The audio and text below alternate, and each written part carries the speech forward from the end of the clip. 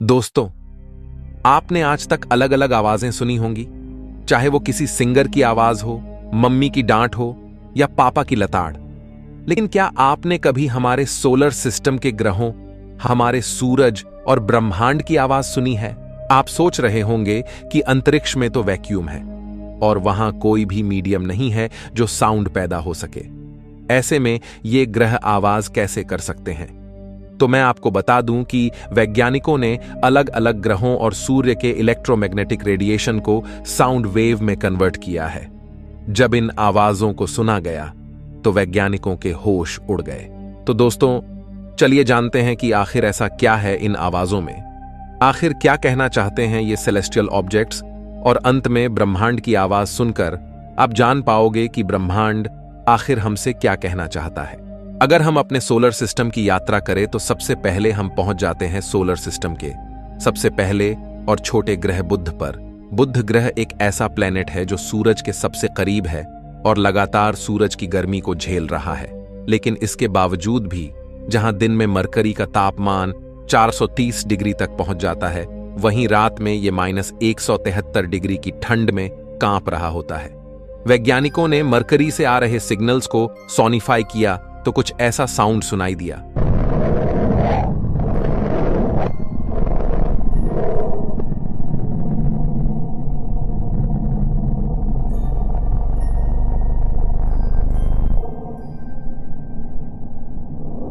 तो दोस्तों, ये आवाज सुनकर लगता है कि जैसे मरकरी कहना चाह रहा हो कि मुझे दिन भर इतनी गर्मी और रात की भयंकर ठंड के बीच सोलर सिस्टम में कहां फंसा दिया है।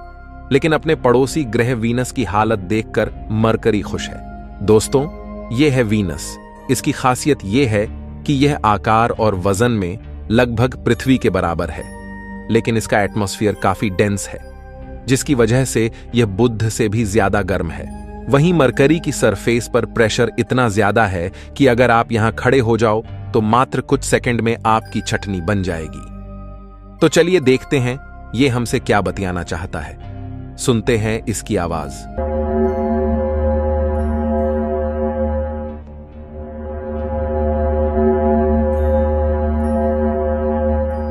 तो दोस्तों, शुक्र की आवाज सुनकर लग रहा है कि यह हमें घंटी बजाकर पहले से वार्निंग दे रहा हो कि भाई इधर मत आना, वरना एल लग जाएंगे।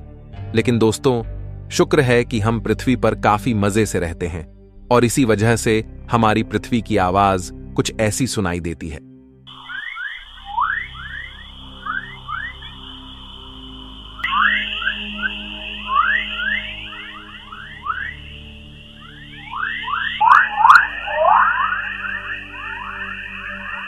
पृथ्वी की आवाज सुनकर ऐसा लग रहा है जैसे यहां पर फुल मौज मस्ती चल रही हो और पृथ्वी फ्लूट बजाती हुई यूनिवर्स में घूम रही हो। लेकिन दोस्तों, हम यूनिवर्स में फुल मौज मस्ती कर पाए, इसके लिए हमारी पृथ्वी पर मौजूद लाइफ को हमें मल्टीप्लैनेटरी बनाना है। इसके लिए हमें सबसे पहले मंगल पर जाना होगा और वहां इंसानी बस्तियां बसानी होगी ताकि हम यूनिवर्स में फैल सकें। दोस्तों, मंगल ही वो ग्रह होने वाला है जहां हमारे सबसे पहले कॉस्मिक पड़ोसी रहेंगे और मंगल की आवाज सुनकर भी हमें कुछ ऐसा ही लगता है। जरा सुनिए।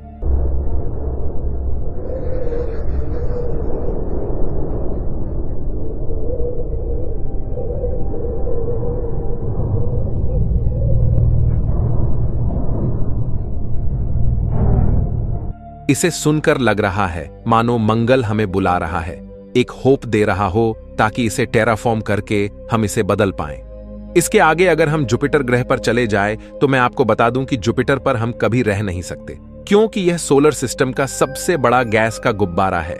इसमें सॉलिड सरफेस नहीं है। इसका साउंड ऐसा सुनाई देता है।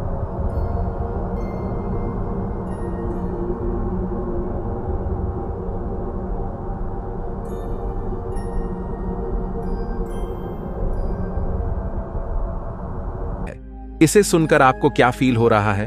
दोस्तों, मुझे तो लग रहा है कि जुपिटर हमें वार्निंग दे रहा है कि अंतरिक्ष में आगे काफी खतरे हैं। हालांकि जुपिटर और मंगल के बीच मौजूद एस्टेरॉयड बेल्ट भी एक खतरा है। यहीं से डायनासोर को मारने वाला एस्टेरॉयड आया था।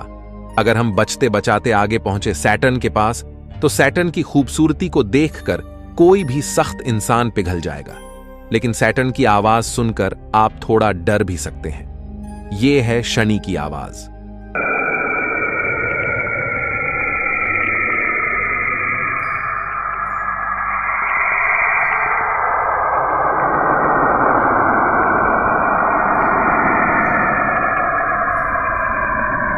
दोस्तों, सैटर्न की आवाज काफी डरावनी लग रही है, मानो ये कोई भूतिया ग्रह हो। कहीं ना कहीं यह हमें बता रहा है कि यूनिवर्स जहां काफी इंटरेस्टिंग है, वहीं ये काफी डरावना भी है। दोस्तों, आपको क्या लगता है कि ये क्या कहना चाह रहा है? कमेंट में जरूर बताइए। तब तक हम यूरेनस के पास चलते हैं और इसकी आवाज सुनते हैं।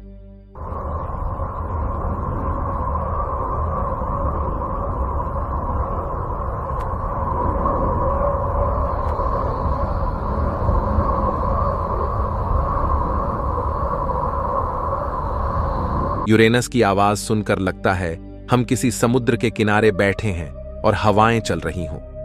अगर हम इसके भाई नेपच्यून पर चले तो इसकी आवाज कुछ ऐसी सुनाई देती है।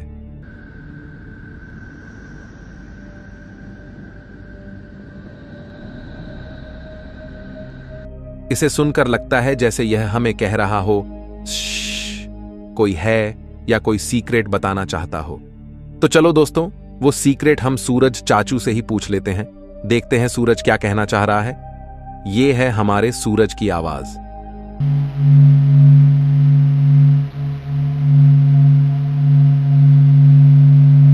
इसे सुनकर ऐसा लग रहा है जैसे टीवी खराब हो गया हो और एक भंवरा कान में बिनबिना रहा हो। लेकिन दोस्तों, आप लोग सच में कांप उठोगे अगर आप सूरज से आ रही सोलर हवाओं की आवाज सुनो। ये है सूरज की सबसे डरावनी आवाज। इसे ईयरफोन लगाकर सुनिए।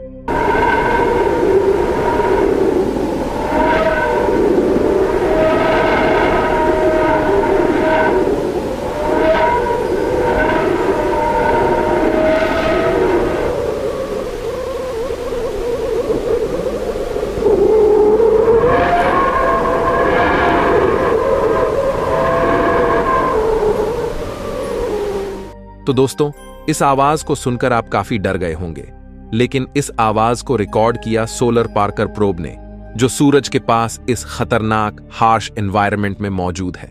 दोस्तों, यह जो इमेज आप देख रहे हो, यह उसी जगह की रियल इमेज है जहां सोलर पार्कर तैनात है और इन्हीं सोलर हवाओं की प्रेशर वेव को आप सुन रहे थे। इसके बाद अगर हम सोलर सिस्टम में काफी दूर चले जाएं, तो हमें हमारा एक नाराज साथी मिलता है, यानी प्लूटो, जिसे वैज्ञानिकों ने कभी प्लेनेट होने का दर्जा नहीं दिया। इस वजह से यह काफी नाराज घूमता रहता है। तो चलिए सुन लेते हैं इसकी भी आवाज की ये क्या कहना चाहता है। यह है प्लूटो की आवाज।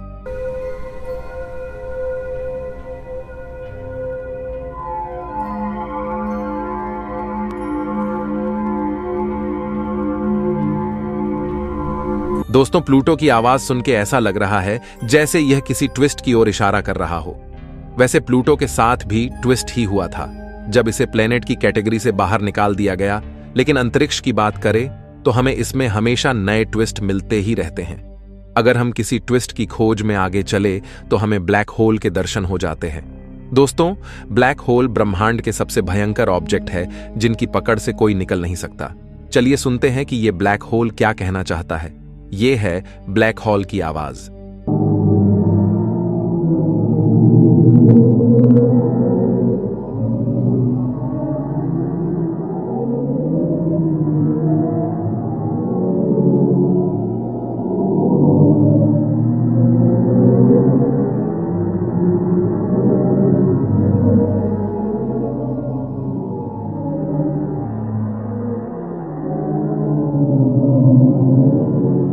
तो यह आवाज हमें काफी डरावनी और क्रीपी लग रही है, जैसे कोई हॉरर फिल्म चल रही हो।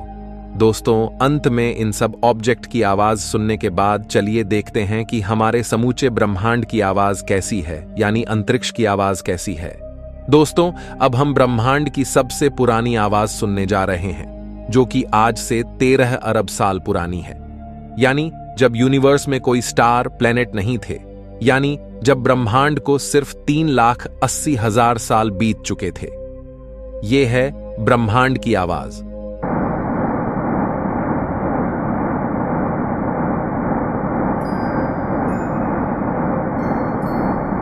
दोस्तों, यह रियल साउंड वेव की तरह है।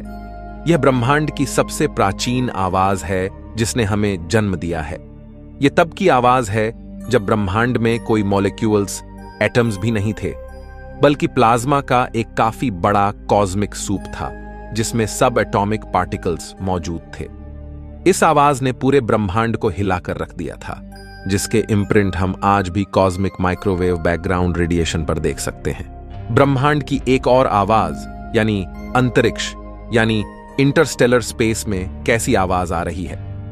अगर हम इसे सुने तो मैं आपको बता दूं कि सोलर सिस्टम से बाहर जाने पर स्पेस बिल्कुल खाली नहीं है, बल्कि इसमें वैक्यूम एनर्जी और इंटरगैलेक्टिक प्लाज्मा है।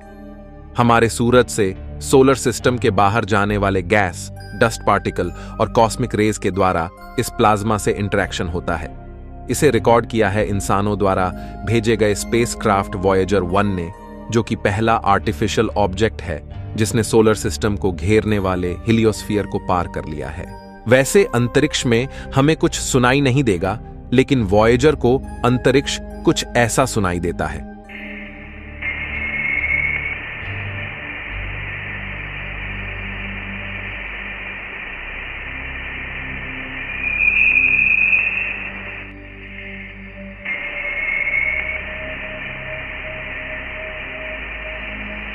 दोस्तों, यह आवाज कहीं ना कहीं अंतरिक्ष के सन्नाटे को दर्शा रही है कि अंतरिक्ष में काफी ज्यादा शांति है। यह हमें डरा नहीं रही है। अंतरिक्ष में कोई मीडियम नहीं है जहां साउंड पैदा हो सके, क्योंकि अंतरिक्ष खाली है। लेकिन अगर धरती की तरह अंतरिक्ष में भी हर जगह एयर होती, यानी एक मीडियम होता, तो पूरे ब्रह्मांड में हर जगह हमें आवाज ही आवाज सुनाई देती। यह हमें वास्तव में डरा देती। पृथ्वी पर हमें सूरज की सभी एक्टिविटीज और सभी ग्रहों के चलने की, घूर्णन की, न्यूट्रॉन स्टार्स, ब्लैक होल्स के आपस में टकराने की, सितारों के विस्फोट की आवाज हमें चारों तरफ से सुनाई दे रही होती। हमें चारों तरफ शोर शराबा सुनाई देता, बट थैंक्स टू स्पेस जहां कोई मीडियम नहीं, जिस वजह से असल में धरती पर शांति है। तो दोस्तों, ब्रह्मांड की विचित्र आवाजें सुनकर आपको कैसा लगा? कमेंट में मुझे जरूर बताएं। मैं मिलता हूं आपसे किसी अगले वीडियो में। तब तक के लिए ब्रह्मांड में घूमते रहिए।